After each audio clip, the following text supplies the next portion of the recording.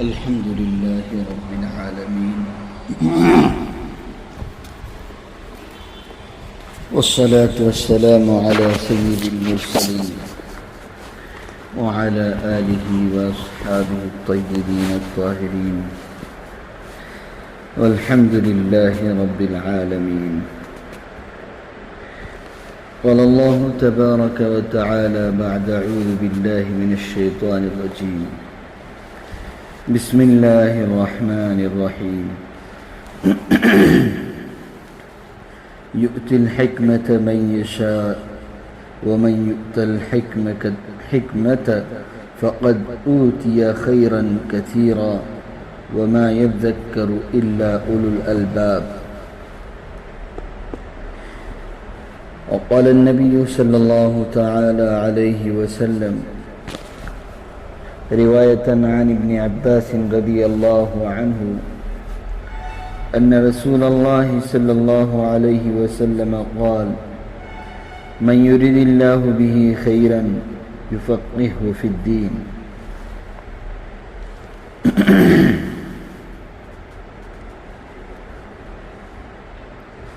میری عزیز طالبات،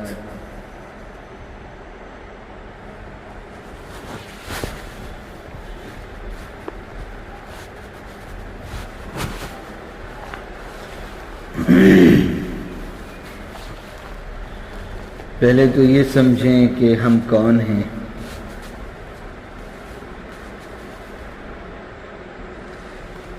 اپنے آپ کو پہچانیں. حدیث پاک میں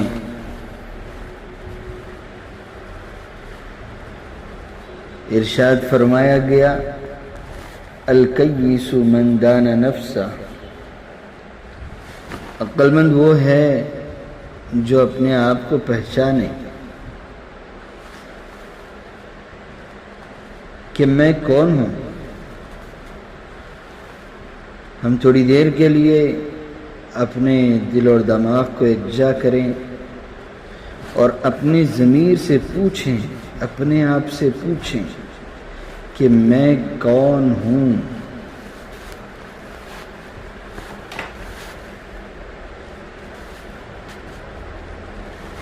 اللہ نے مجھے کیا بنایا ہے اور کس کام کے لیے چنا ہے.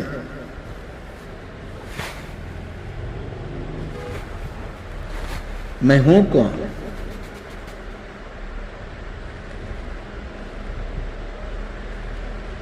لیکن نبی نے کیا فرمایا کہ عقل مند وہ ہے جو اپنے آپ کو پہچانے.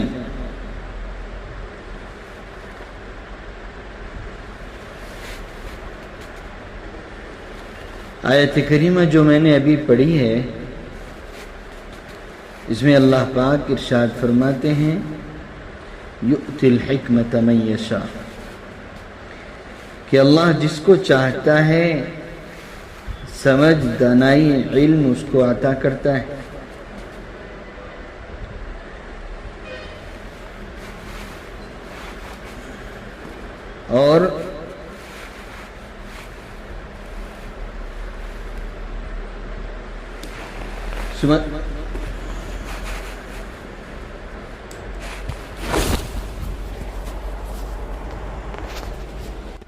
اور اللہ جس کو علم کی دولت عطا فرماتا ہے، سمجھ بوجھ اور دانائی عطا فرماتا ہے،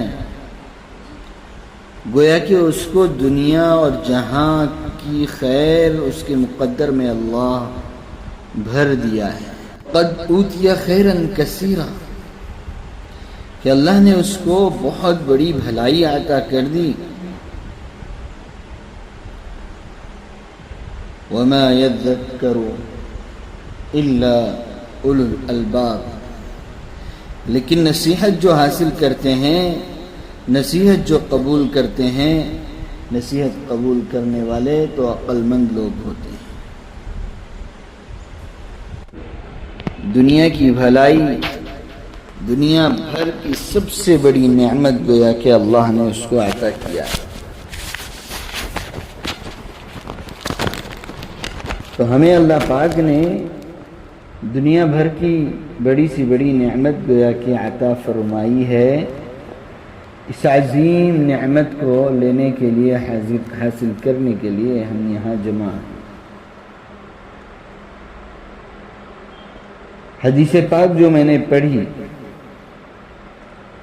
اس کے اندر بھی یہی بتلایا گیا کہ اللہ تبارک و تعالی جس بندے کے ساتھ، جس بندی کے ساتھ خیر کا ارادہ فرماتے ہیں، بھلائی کا ارادہ فرماتے ہیں، اللہ اس کو علم دین کی سمجھ بوجھ عطا فرماتے ہیں، دین کی سمجھ بوجھ اس کو عطا فرماتے ہیں جس کے ساتھ اللہ خیر کا ارادہ فرماتے ہیں، اور جس کو اللہ تبارک و تعالی خیر و برکت سے محروم رکھنا چاہتے ہیں اس کو علم دین سے بھی محروم کر دیتے ہیں۔ تو آپ بات ذہن نشی کر لینا چاہیے کہ ہمیں اللہ پاک نے علم دین کے لیے چنا ہے، تو اللہ تعالی ہمارے ساتھ خیر اور بھلائی چاہتے ہیں۔ اب دیکھنا یہ ہے کہ اللہ تو ہمارے ساتھ بھلائی چاہتے ہیں، لیکن ہم اپنے آپ کے ساتھ کیا چاہتے ہیں؟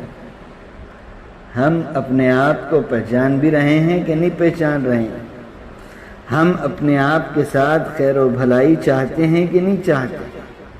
اصل دیکھنا یہ ہے، علم کا درجہ بہت اونچا ہے، علم حاصل کرنے والوں کا درجہ بہت اونچا ہے۔ علم والے کون ہیں؟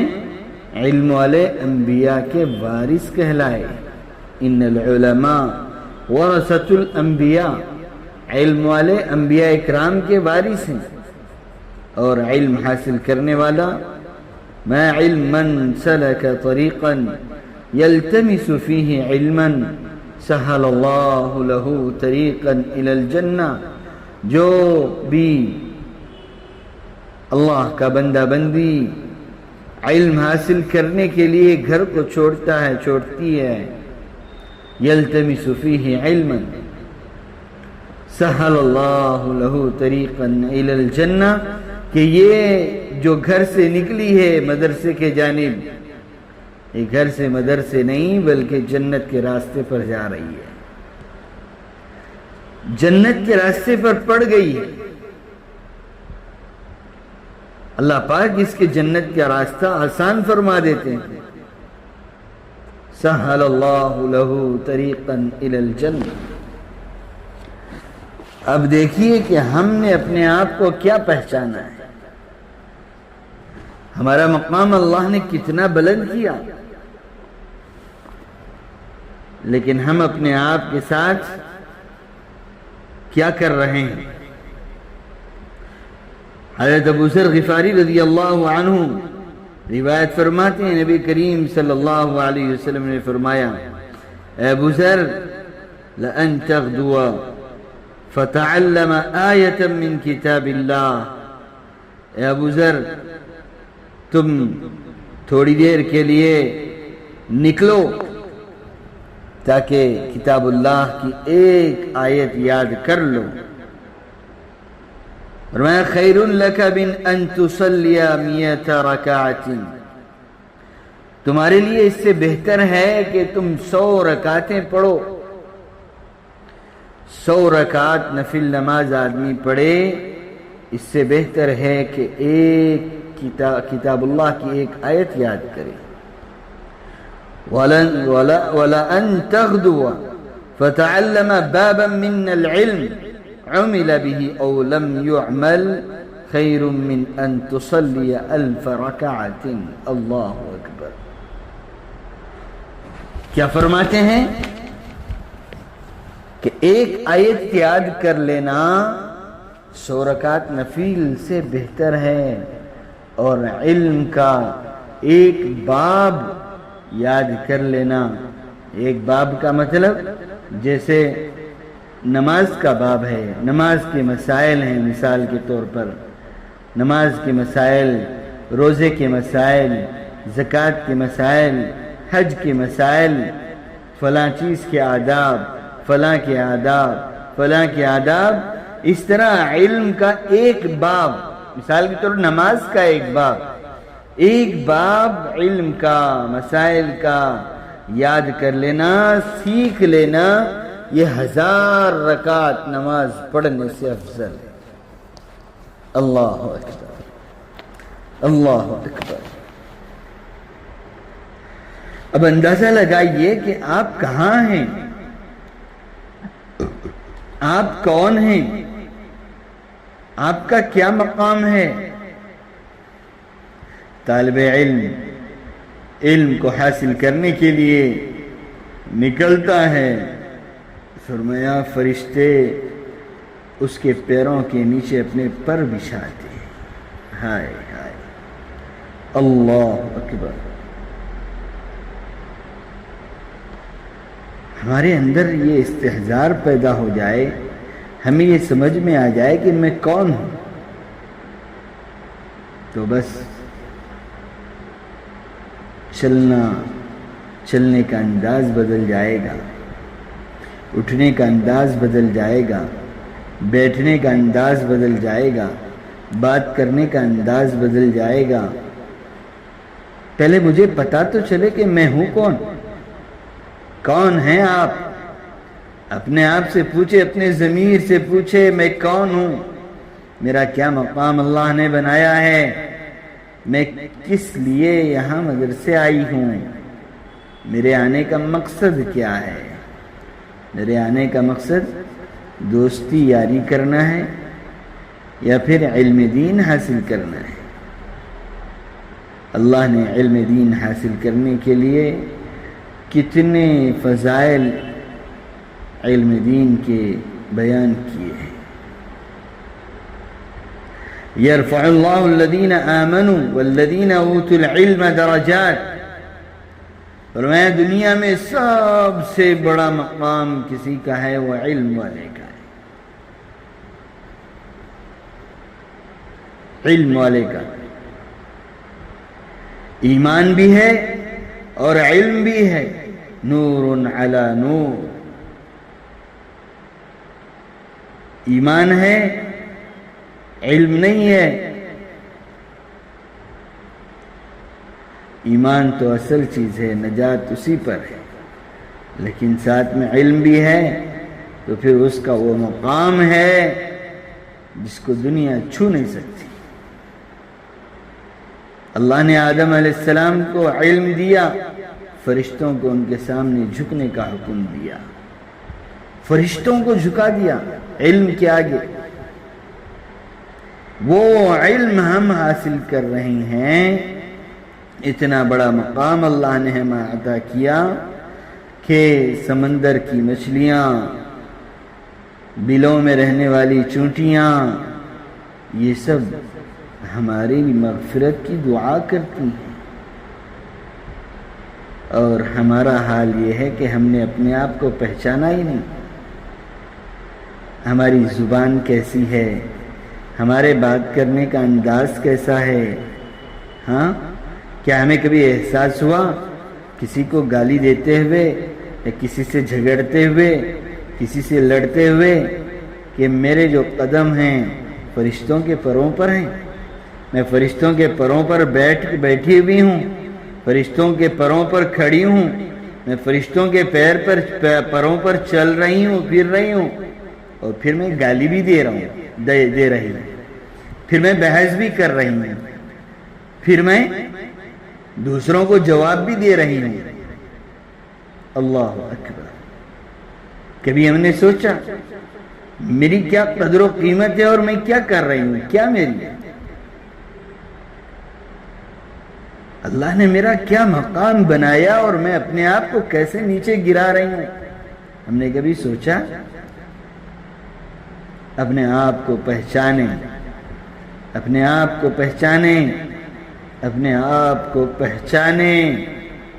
اللہ اللہ، اللہ نے کیا مقام ہمیں دیا اور ہم کیا کرنے جا رہے ہیں۔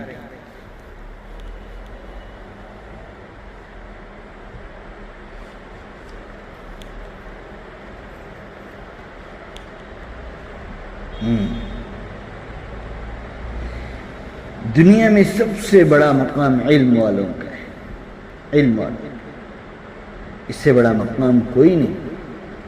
لیکن علم والوں کا مقام اتنا بڑا ہے تو اس کا مطلب یہ نہیں ہے کہ تکبر آ جائے، گھمنڈ آ جائے، اپنے آپ کو پھر کھجور کا لمبا تنا سمجھنے لگ جائے، سیدھا اکڑ کر کے چلتی ہیں۔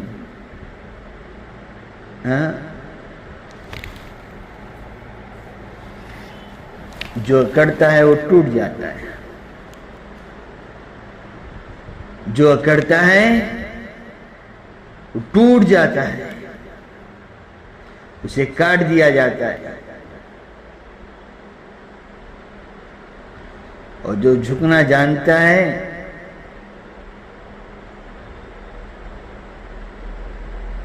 اسے کوئی نہیں کاٹ سکتا۔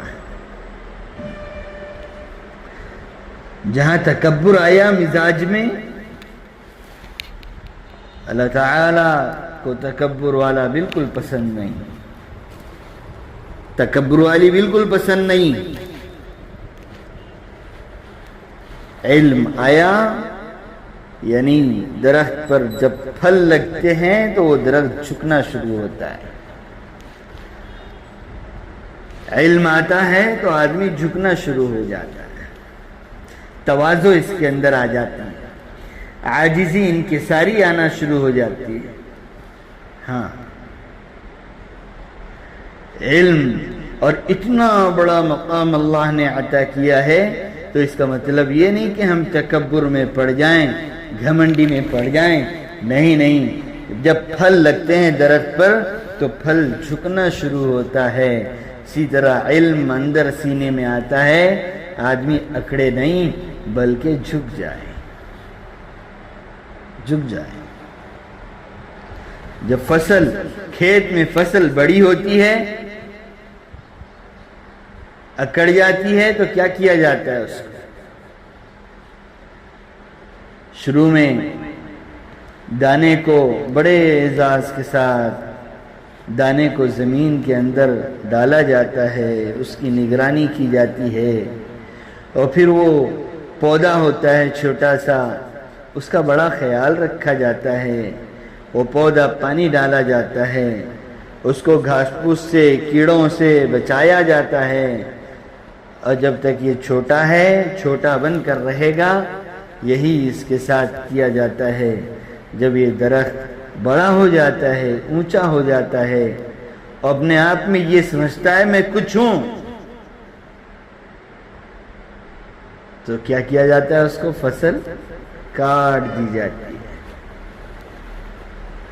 پھر گیہوں کی فصل تھی مثال کے طور پر، کاٹ دی گئی، اب پھر اس کو کیا کیا جاتا ہے؟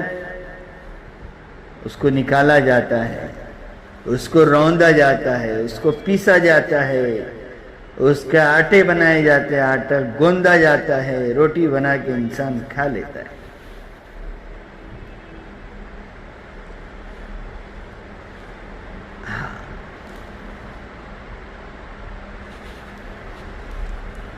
جب اکڑتا ہے تو اس کا خاتمہ ہو جاتا ہے۔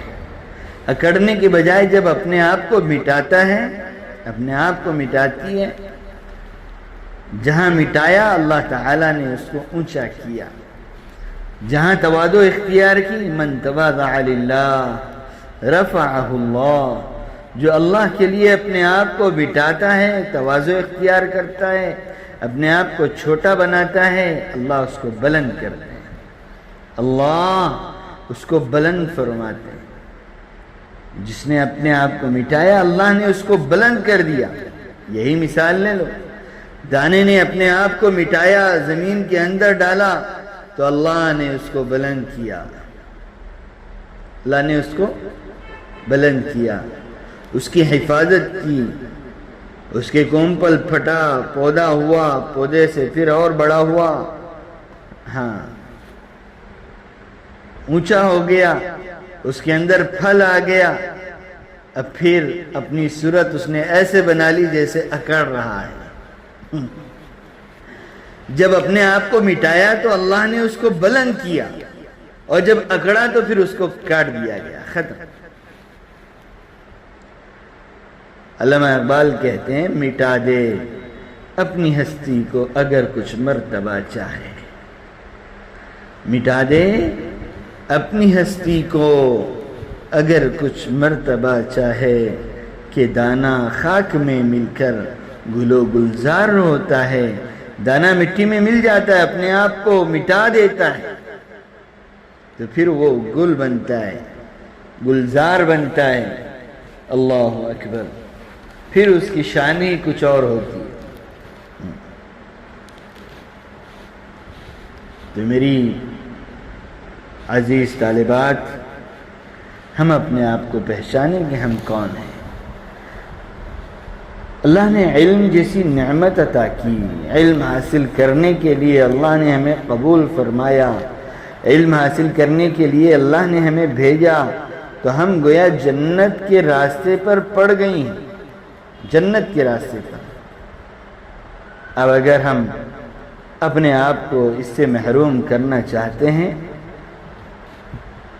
تو پھر دنیا میں ہم سے بڑا محروم کوئی نہیں۔ گویا ہم جنت سے بھاگ رہے ہیں، ہمیں جنت نہیں چاہیے، ہم تو دنیا کے مزے لینا چاہتے ہیں۔ دنیا کی تباہی ایک دن یقینی ہے، دنیا ختم ہونے والی۔ 4 دن کی دنیا ہے، پھر اندھیری رات ہے، 4 دن کی چاندنی، پھر اندھیری رات ہے۔ اندھیری رات تو آنا ہی آنا ہے۔ اپنے آپ کو پہچانیں، اپنے آپ کو بنائیں۔ علم کا وہ مقام اللہ نے ہمیں عطا کیا، اس مقام پر اپنے آپ کو باقی رکھیں اور مکمل اپنے آپ کو اس مقام کے قابل بنائیں، اور سوچ سوچ کر کے قدم رکھیں کہ اللہ نے ہمارا کیا مقام بنایا۔ طالب علم کے قدموں کے نیچے فرشتے پر بچھاتے ہیں، سوچ سوچ کر کے ہمارا اٹھنا بیٹھنا یہ استحضار ہو جائے کہ ہم فرشتوں کے قدموں پر چل رہے ہیں، فرشتوں کے قدموں پر بیٹھ رہے ہیں، پروں پر بیٹھ رہے ہیں، فرشتوں کے پروں پر ہم سو رہے ہیں، فرشتوں کے پروں پر ہم جاگ رہے ہیں۔ علم حاصل کرنے کے لیے بیٹھتے ہیں، فرشتوں کے پروں پر بیٹھتے ہیں۔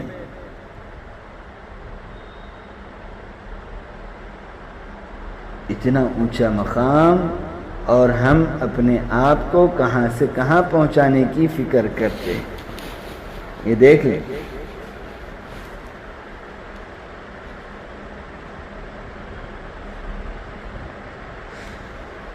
کتابوں میں لکھا ہے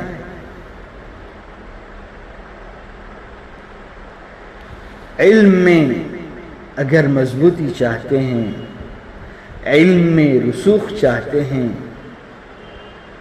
علم میں گہرائی چاہتے ہیں، صحیح علم ہم حاصل کرنا چاہتے ہیں، تو 4 کام کا کرنا بے حد ضروری ہے۔ 4 کام ہمارے اندر آ جائیں، 4 صفتیں ہمارے اندر پیدا ہو جائیں، تو پھر سمجھیے کہ ہمیں علم حاصل ہو رہا ہے، اور اس علم کا فائدہ انشاءاللہ اپنی ذات کو بھی ہوگا، اور پھر آگے چل کے ملت کو بھی اس کا فائدہ ہوگا، امت کو بھی اس کا فائدہ ہوگا۔ اگر یہ 4 باتیں ہمارے اندر نہیں آ رہی ہیں تو پھر ہمیں پیدا کرنے کی کوشش کرنے کی ضرورت ہے۔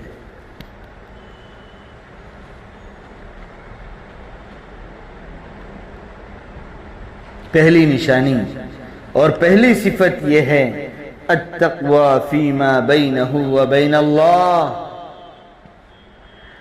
اللہ کے اور اس کے درمیان میں تقوی کا معاملہ۔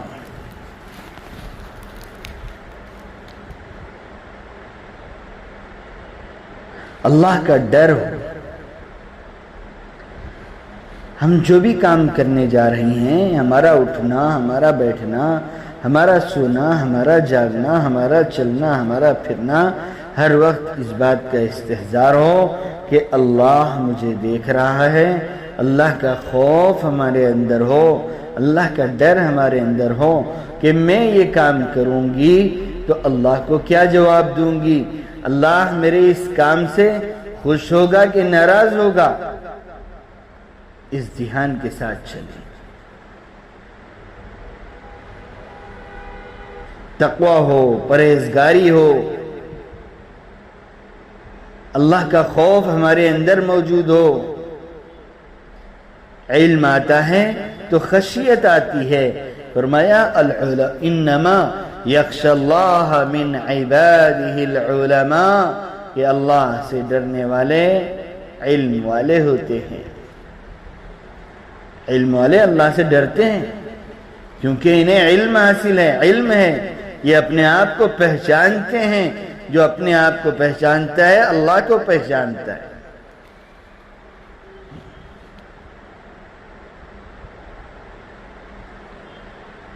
یہ علم والا یہ جانتا ہے کہ اللہ دیکھ رہا ہے، اللہ سن رہا ہے، اللہ میرے ہر عمل کو دیکھ رہا ہے، میرے چلنے کو، میرے پھرنے کو، میرے اٹھنے کو، میرے بیٹھنے کو، میرے سونے کو، میرے جاگنے کو، میرے بات کرنے کے انداز کو، میرے کردار کو،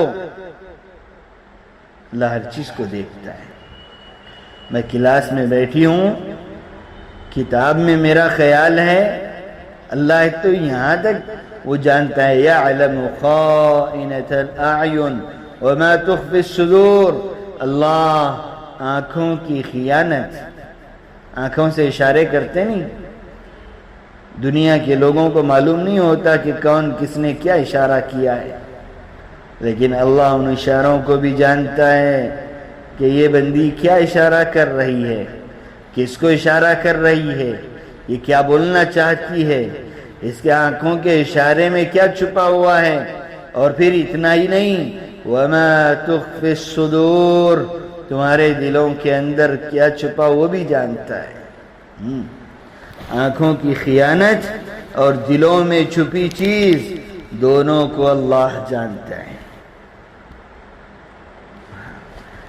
اس بات کا استحضار ہو، اللہ کا خوف ہو، اللہ کا ڈر ہو، تقوی ہو، پرہیزگاری ہو۔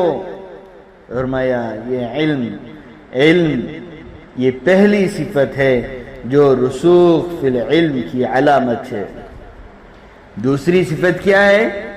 جیسا کہ میں نے ابھی عرض کیا، التواضع فیما بینہ وبین الناس، تقوی کا تعلق اللہ اور بندے کے درمیان، اللہ اور بندی کے درمیان کا تعلق تقوی کا۔ اور تواضع یعنی عاجزی، انکساری، اپنے آپ کو چھوٹا سمجھنا، اپنے آپ کو چھوٹا سمجھنا، اپنے آپ کو سب سے کم سمجھنا۔ اگرچہ اللہ نے اپنا بلند مقام عطا کیا ہو ظاہری، لیکن دل میں اپنے آپ کو چھوٹا سمجھنا، تواضع سمجھنا، تواضع اختیار کرنا، یہ وہ عمل ہے جو رسوخ فی العلم کی علامت ہے۔ تواضع کا تعلق کس سے ہے؟ بندے اور انسانوں کے درمیان۔ فیما بینہ وبین الناس، اپنے اور بندوں کے درمیان، انسانوں کے درمیان، دوسرے لوگوں کے درمیان۔ تواضع کا تعلق انسانوں کے ساتھ، تقوی کا تعلق بندے اور اللہ کا ساتھ، تواضع کا تعلق بندی کا بندیوں کے ساتھ، بندوں کے ساتھ۔ اپنے آپ کو چھوٹا سمجھ کر کے چلنا، عاجزی اختیار کرنا، تواضع اختیار کرنا۔ تیسری صفت والزہد فیما بینہ وبین الدنیا، کہ اپنے اور دنیا کی دولت کے درمیان زہد کا راستہ اختیار کرنا، خدا کا نیاز مند بن جانا، یعنی اپنے آپ کو یہ سمجھنا کہ میں اللہ کا تو محتاج ہوں، دنیا میں کسی کا محتاج نہیں ہوں، دنیا سے روگردانی کر کے اپنے کو ہر طرح سے اللہ کے سپرد کر دینا، یہ ہے زہد۔ دنیا سے لاپرواہی، دنیا سے بے پرواہی، دنیا سے بے نیازی، لیکن کس کا نیاز مند ہے؟ اللہ کا محتاج۔ میں محتاج ہوں تو اللہ کی، نیاز مند ہوں تو اللہ کی، دنیا والوں سے مکمل طور پہ اپنے آپ کو ہٹا کر کے اللہ سے جوڑ دیں۔ چوتھی صفت ہے المجاہدۃ فیما بینہ و بین النفس، اپنے نفس کے ساتھ مجاہدے کا معاملہ رکھنا، اپنے آپ کے ساتھ، اپنے نفس کے ساتھ مجاہدے کا معاملہ، نفس جو چاہتا ہے اس کی مخالفت کرنا، نفس کی مرضی کے خلاف کرنا، اور نفس کا جو حقیقی مولا ہے، اس کا آقا ہے، اللہ کی اطاعت کرنا۔ صلاة العصر بعد قلیل، مرضی مولا کے مطابق عمل کرنا اور اپنی مرضی اور اپنے نفس کے خلاف کرنا۔ یہ چار باتیں ہمارے اندر پیدا ہونی چاہیے۔ جتنا زیادہ ہمارے اندر علم آتا جائے اتنا ہی زیادہ یہ چار باتیں ہمارے اندر پیدا ہوتی جانی چاہیے۔ ایسا نہیں ہے کہ ہم اپنے آپ کو تو بہت بڑا سمجھے، جو اپنے آپ کو بڑا سمجھتا ہے، جو اپنے کو چھوٹا سمجھے اللہ اس کو بلند کرتے ہیں، جو اپنے کو بڑا سمجھے اللہ اس کو نیچا کر دیتے ہیں، گرا دیتے ہیں۔ تکبر ایک ایسی بیماری ہے، اللہ اکبر۔ دنیا کے اندر دو گناہ یاد رکھیے، دو گناہ ایسے ہیں جن کی سزا اللہ پاک دنیا میں دے دیتے ہیں۔ دو قسم کے گناہ ایسے ہیں جن کی سزا اللہ تعالیٰ اس رہتی دنیا میں، دنیا کے اندر اس کو سزا دیتے ہیں، اور پھر آخرت کی سزا تو ہے ہی ہے۔ باقی دوسرے گناہوں کی سزا اللہ تعالیٰ چاہے تو معاف کر دیں، چاہے تو اللہ تعالیٰ آخرت میں اس کی سزا عطا کریں۔ دو گناہ ایسے ہیں جب تک بندہ معاف نہیں کرے گا اور اپنے ان گناہوں پر اڑا رہے گا تو وہ مرنے سے پہلے دنیا کے اندر بھی اس کو سزا ملے گی، آخرت میں بھی اس کو سزا ملے گی۔ دو گناہ کون سے ہیں؟ نوٹ کر لیں، دل کے اندر، دماغ کے اندر محفوظ کر لیں۔ ایک گناہ ہے تکبر، اپنے آپ کو بڑا سمجھنا۔ تکبر کیا چیز ہے؟ تکبر ہے اپنے آپ کو بڑا سمجھنا اور دوسرے کو حقیر سمجھنا۔ تکبر کے اندر دو باتیں، ہم کیا بولتے ہیں؟ ہمارے اندر تکبر نہیں ہے، ہم بولتے ہیں، دعویٰ تو کرتے ہیں، لیکن دعویٰ کر کے کسی کے سامنے ظاہر کرنا نہیں ہے۔ اپنے آپ سے پوچھیں، اپنے آپ سے پوچھیں اور اپنے کو بدلیں۔ یہاں ہم علم حاصل کرنے کے لیے آئے ہیں تو علم کی سارے صفات بھی اپنے اندر لانا ہے، اپنے آپ کو بدلنا ہے، اپنے آپ کو نیک بنانا ہے، اپنے آپ کو اللہ والی بنانا ہے۔ ایسی زندگی اپنی بنانا ہے کہ اللہ ہم سے خوش ہو جائیں، اللہ ہم سے راضی ہو جائیں، ہمارے ذریعے سے اللہ پاک ایسے کام لے دین کا کہ ہم ہزاروں خاندانوں کی ہدایت کا ذریعہ بن جائیں، ہماری نسل در نسل ہدایت کے چراغ ہم بن جائیں، ہدایت کا ذریعہ بن جائیں۔ اپنے آپ کو ایسی یہاں پر بنانا ہے۔ پہلا گناہ کون سا ہے جس کی سزا دنیا میں بھی ملے گی اور آخرت میں بھی ملے گی؟ وہ ہے تکبر۔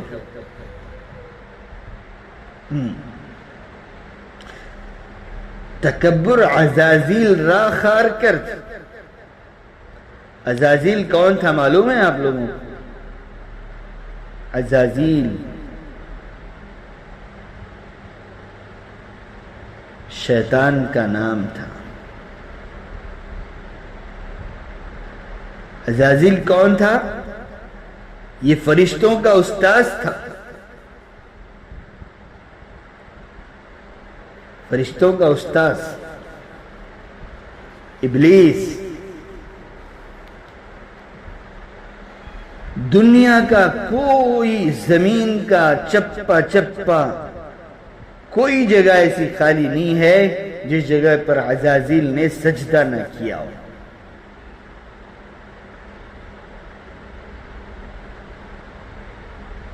ہر جگہ اس نے سجدہ کیا. ایسے عبادت کرنے والا کیوں ذلیل ہوا, کیوں رسوا ہوا؟ اس نے تکبر اختیار کیا. ابا واستکبر. اللہ نے کہا تھا فرشتوں کو, فرشتوں کے ساتھ یہ بھی تھا سجدہ کرو. اللہ کا حکم نہیں مانا. ابا واستکبر, اور تکبر کیا. کیا تکبر کیا؟ اس نے سمجھا کہ مجھے اللہ نے آگ سے بنایا اور آگ اونچائی پر جاتی ہے, اور یہ آدم اللہ نے اس کو مٹی سے بنایا اور مٹی نیچے رہتی ہے. اس نے آدم علیہ السلام کو اپنے آپ کو بڑا سمجھا اور آدم کو حقیر سمجھا. حضرت آدم علیہ السلام کو اس نے حقیر سمجھا, اپنے کو بلند سمجھا, تکبر اختیار کیا. ابا واستکبر. اللہ نے کہا فاخرج منہا فإنک رجیم, نکل جائے یہاں سے میرے در سے.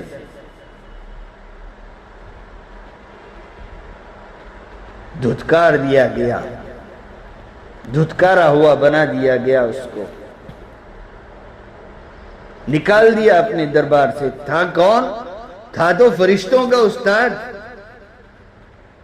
معلم الملائکہ کہیے یا معلم الملائکہ کہیے, جو بھی ہو,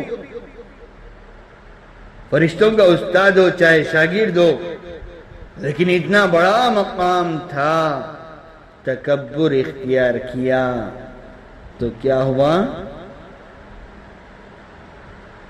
دھتکار دیا گیا, ذلیل کیا گیا.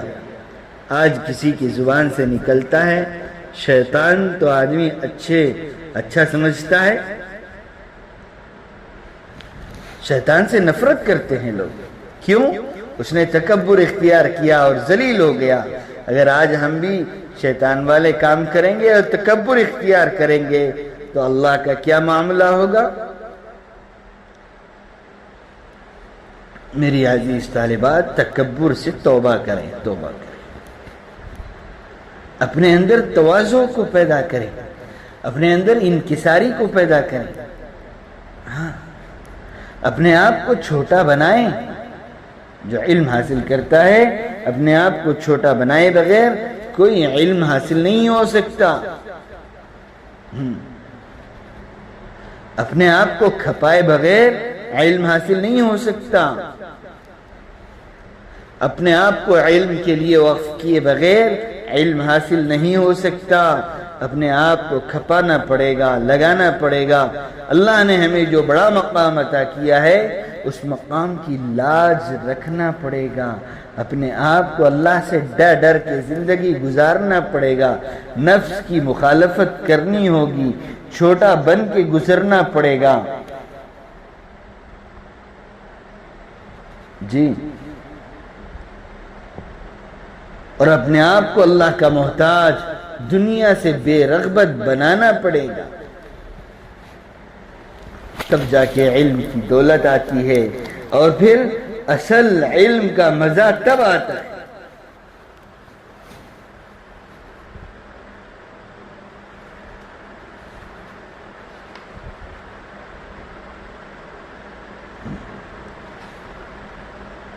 علم کا مزہ تب آتا ہے.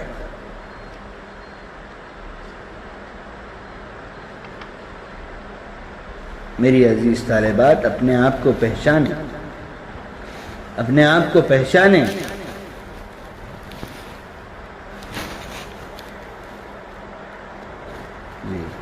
اور اپنے آپ کو اچھی صفتوں سے آراستہ کریں, اپنے آپ کو بری صفتوں سے بچائیں.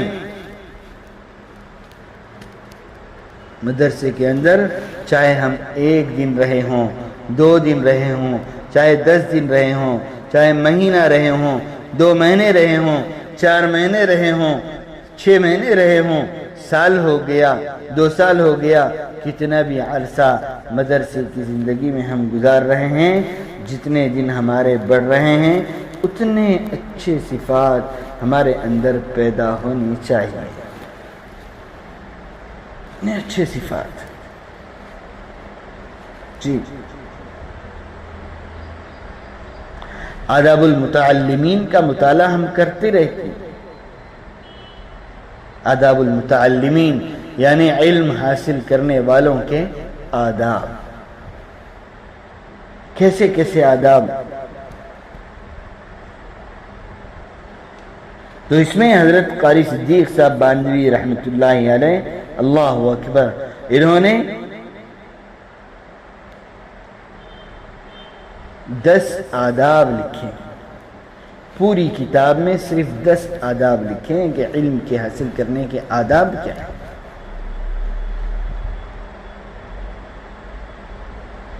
میں تفصیل میں نہیں جاؤں گا، لیکن کچھ باتیں آپ کو عرض کروں گا۔ پہلا جو باب بیان کیا ادب، پہلا ادب، 10 ادب بیان کیے انہوں نے۔ پہلا ادب نیت، نیت صحیح ہو، اخلاص نیت ہو۔ میں علم کیوں حاصل کر رہی ہوں؟ کیا مقصد ہے حاصل کرنے کا؟ کیا مقصد یہ ہے کہ لوگ مجھے عالمہ کہیں، لوگ مجھے بڑا بنائیں، لوگ مجھے بیان کرنے کے لیے بٹھائیں، لوگ میری عزت کریں، لوگ میرا احترام کریں کہ یہ بچی علم حاصل کر رہی ہے، پڑھ رہی ہے، اس کا اکرام کرو، اس کا احترام کرو۔ کیا نیت ہے؟ علم کے حاصل کرنے کا مقصد کیا ہے؟ نیت درست ہو، میں علم حاصل کر رہی ہوں صرف اللہ کی رضا کے لیے۔ دوسرا ادب، اپنے آپ کو بری عادتوں سے بچانا۔ بری عادتیں ہم جانتے ہیں کہ میرے اندر کیا بری عادت ہے، کسی کو بولنے کی ضرورت نہیں ہے، لیکن اپنے آپ کو بچانے ہیں، ان عادتوں سے اپنے آپ کو بچانے کی ضرورت ہے۔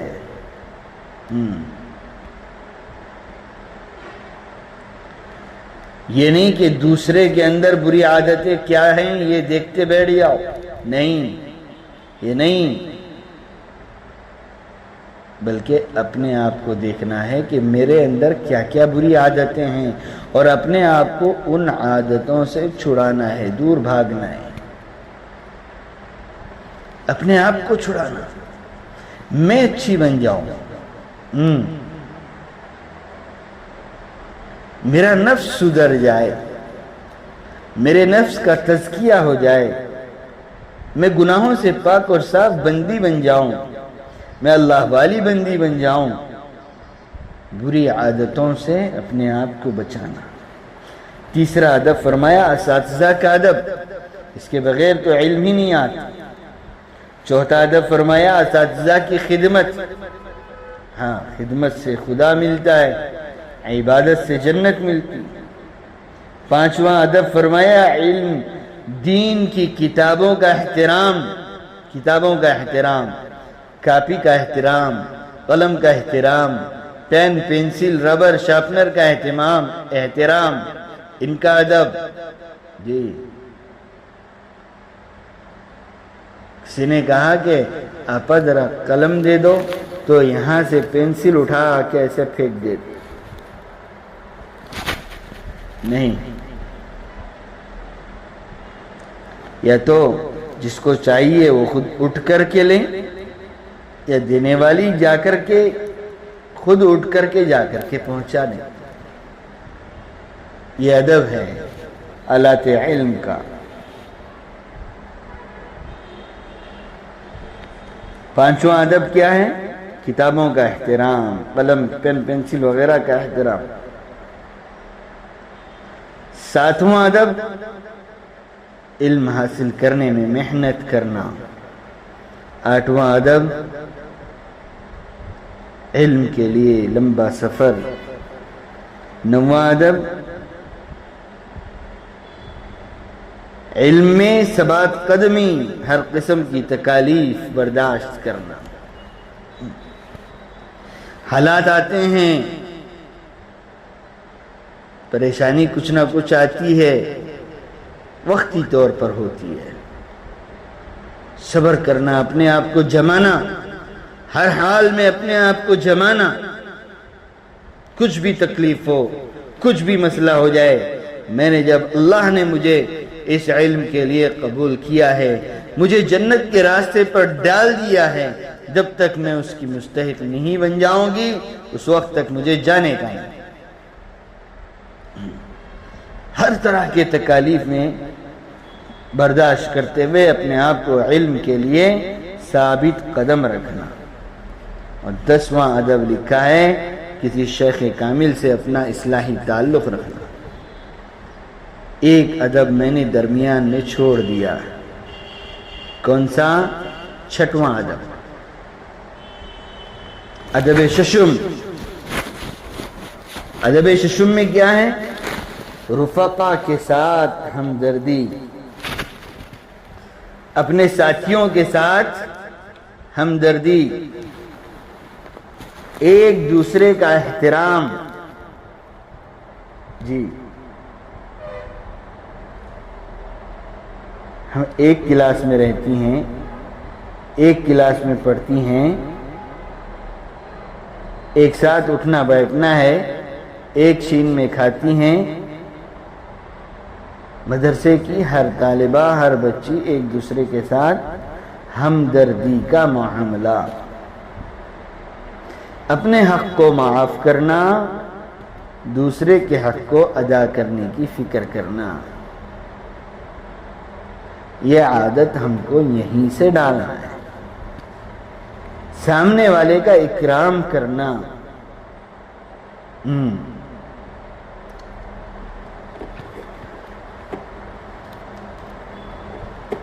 یہ علم حاصل کرنے کے آداب ہیں۔ بازے ایسی چیزیں ہو جاتی ہیں کہ جو ہمارے علم سے محرومی کا سبب بھی بن سکتی ہیں۔ ایسی کوئی گفتگو اپنی بہن سے نہیں کرنا جس سے اس کا دل دکھنے لگ جائے، دل ٹوٹ جائے۔ زبان، اللہ اکبر، علماء اکرام نے تقریباً 40 سے زیادہ گناہ کبیرہ ایسے لکھے ہیں جو بندہ بندی صرف اپنی زبان سے ادا کرتے ہیں۔ زبان سے ادا ہونے والے 40 گناہ کبیرہ لکھے ہیں۔ گناہ کبیرہ وہ گناہ ہے جب تک بندہ بندی خود سچی پکی توبہ نہ کرے وہ گناہ معاف نہیں ہوتا ہے۔ اگر توبہ نہ کرے سچی، وہ گناہ معاف نہیں ہوتا۔ اگر بندوں سے اس کا تعلق ہے تو پھر وہ بندے سے، بندی سے اگر معافی نہ مانگے، اگر وہ نہ معاف کرے تب تک وہ گناہ معاف نہیں ہوتا۔ حقوق العباد۔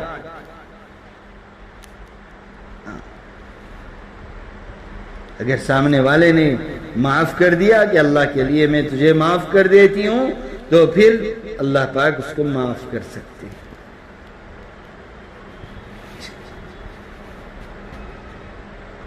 صرف زبان کے گناہ کبیرہ 40 سے زیادہ علماء نے لکھے ہیں۔ جیسے مثال کے طور پر کسی کی غیبت کرنا، کسی کو گالی دینا، کسی کو غلط لفظ استعمال کرنا، دوسرے کو تکلیف دینا، زبان سے تکلیف کی باتیں کہنا، یہ ساری چیزیں کیا گناہ کبیرہ میں آتی ہیں۔ کسی کو غلط نام سے پکارنا،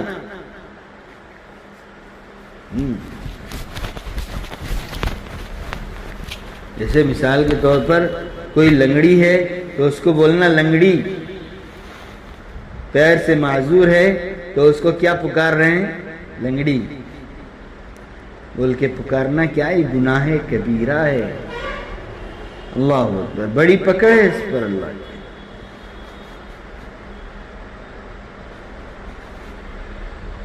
لنگڑی، لولی، اندھی، کاڑی،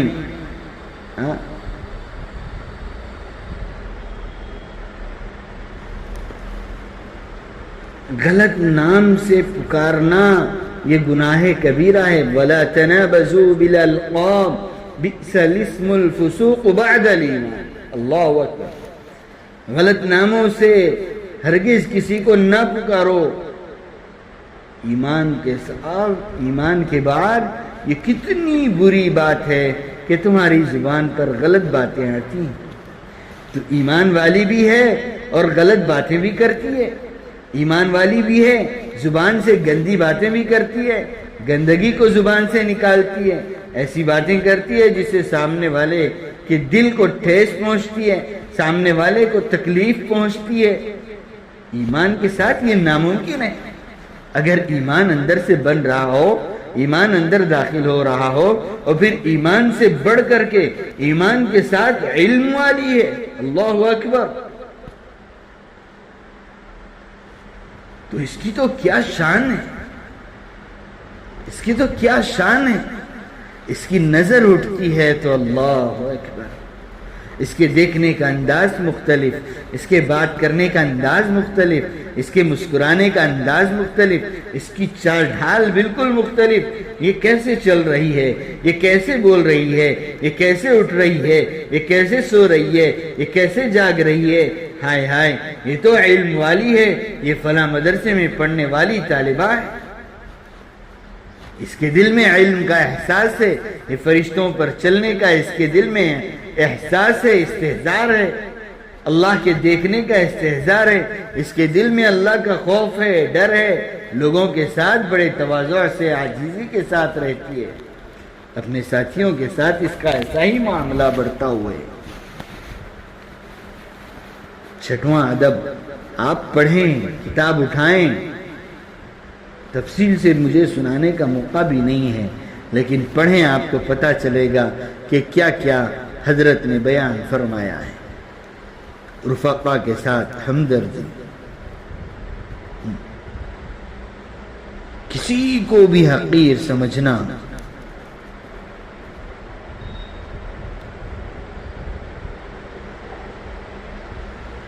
یہ اپنے آپ کو علم سے محروم کرنے کا سبب ہے۔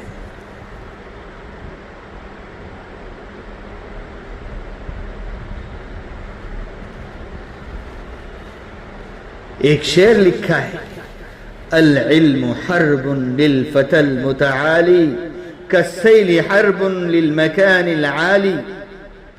فرمایا جس طرح ایک بلند مکان کو سیلاب پاش پاش کر دیتا ہے، یعنی ایک گھر ہے جو کہاں ہے،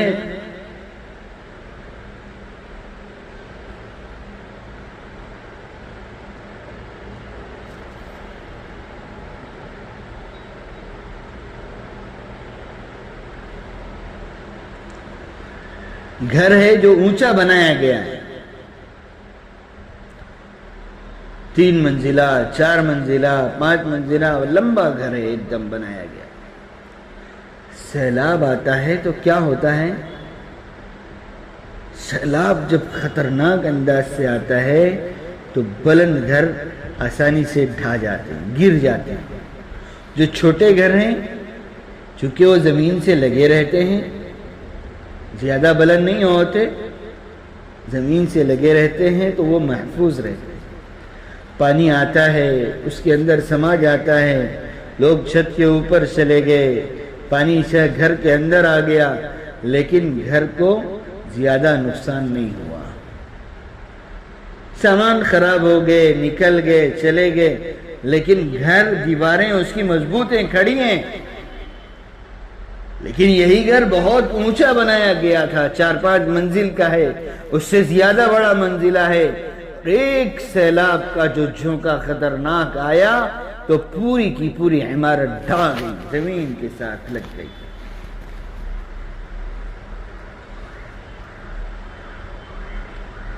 جیسے سیلاب بلند گھر کا دشمن ہے، سیلاب کی وجہ سے بلند گھر جس طرح زمین بوس ہو جاتا ہے، فرمایا العلم حرب للفتى المتعالی، اسی طرح تکبر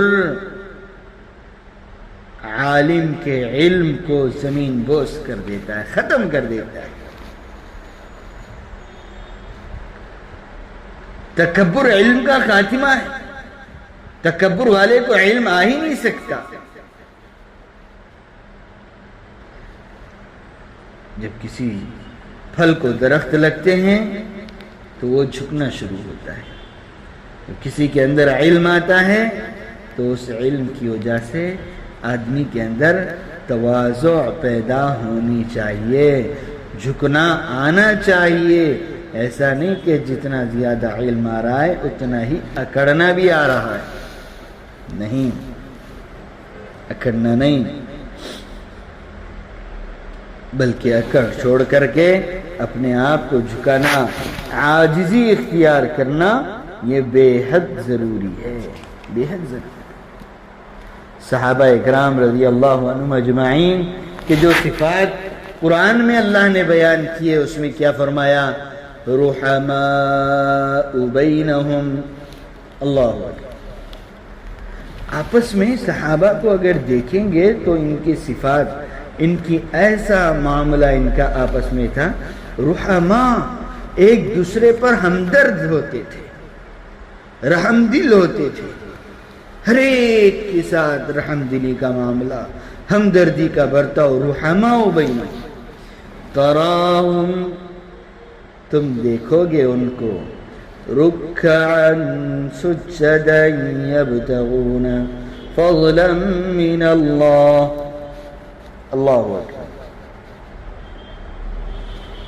تم دیکھو گے ان کو سجدے کی حالت میں، رکوع کی حالت میں، یہ اللہ کے فضل کو طلب کر رہے ہیں، اللہ سے اپنا دل لگائے ہوئے ہیں، اللہ سے اپنا لو لگائے ہوئے ہیں، اللہ کی محبت ان کے دلوں میں بھری ہوئی ہے، ہر وقت اللہ کی جانب متوجہ ہے، رونا ہے، دھونا ہے، اللہ کی یاد میں مصروف ہیں، اپنے دل کو اللہ سے جڑائے ہوئے ہیں، یہ آپس میں ہمدرد ہیں، ایک دوسرے کے خیر خواہ ہیں، اور ان کا اور اللہ کا معاملہ ایسا ہے کہ ہر وقت ان کا دل کا تعلق اللہ سے جڑا ہوا ہے، یہ اللہ سے مانگتے رہتے ہیں، اللہ سے مانگتے رہتے ہیں۔ کبھی دیکھو تو رکوع میں ہیں، کبھی دیکھو تو سجدے میں ہیں، اللہ کی عبادت میں ہر وقت مصروف ہیں، اللہ کا فضل طلب کر رہے ہیں۔ یبتغون فضلا من اللہ ورضوانا، اللہ کا فضل اور اس کی رضامندی کو چاہتے ہوئے یہ سارے کام کرتے ہیں۔ مقصد کیا ہے کرنے کا؟ مقصد یہ ہے کہ مجھے اللہ کا فضل نصیب ہو جائے، علم کی حقیقت نصیب ہو جائے، اور پھر اس کا مقصد کیا؟ کہ اللہ مجھ سے راضی ہو جائے، بس اللہ کو خوش کر دوں میں، اللہ کو راضی کرنے کے لیے، اس کو خوش کرنے کے لیے اعمال۔ عزیز طالبات، بس میں یہ عرض کروں گا کہ اپنے کو پہچانیں۔ اللہ نے ہمارا اتنا بڑا مقام بنایا، اتنا بلند مقام بنایا، اور اللہ کا شکر ادا کریں کہ مولا آپ نے مجھے علم دین کے لیے قبول کر کے اتنا بڑا مقام عطا کیا، میں تو اس قابل نہ تھی، میں تو اس قابل نہ تھی، تو نے مجھے قابل بنا دیا، قابل بننے کے لیے تو نے مجھے چن لیا، اپنا بنانے کے لیے مجھے چن لیا، مجھے دوبارہ اس علم سے محروم نہ کرنا، مجھے دوبارہ اس علم سے محروم نہ کرنا۔ اللہ سے مانگے، اللہ کا شکر ادا کریں، اللہ سے مانگے، اپنے اندر اللہ کا خوف، تواضع، زہد، نفس کی مخالفت، مجاہدہ اپنے اندر پیدا کریں، ساتھیوں کے ساتھ ہمدردی، علم کا شوق اور لگن، محنت، یہ وہ چیزیں ہیں جو ہمیں آگے بڑھائیں گی، آگے سے آگے بڑھتے جائیں گے۔ اللہ تعالیٰ سے دعا کریں، اللہ اللہ اللہ ہمیں عمل کی توفیق نصیب فرمائے، اپنا اپنی ذات سے ذاتی تعلق اللہ ہمیں نصیب فرمائے، ہر طرح کے شرور و فتن سے، شیطانی حربوں سے، شیطانی اعمال سے، شیطان کے وسوسوں سے، شیطانی چیزوں سے، شیطانی گفتگو سے، شیطان کی طرح باتوں سے، ہر طرح کی چیزوں سے اللہ ہم سب کی حفاظت فرمائے، اللہ ہمیں نیک بنائے، اللہ ہمیں ایک بنائے، اپنے خاص بندوں میں اللہ ہم سب کو شامل فرمائے، اپنے اولیاء اللہ میں ہمیں اللہ اپنا ولی خاص بنائے، اپنے اولیاء میں ہماری شمولیت اللہ نصیب فرمائے۔ وآخر دعوانا ان الحمد للہ رب العالمین۔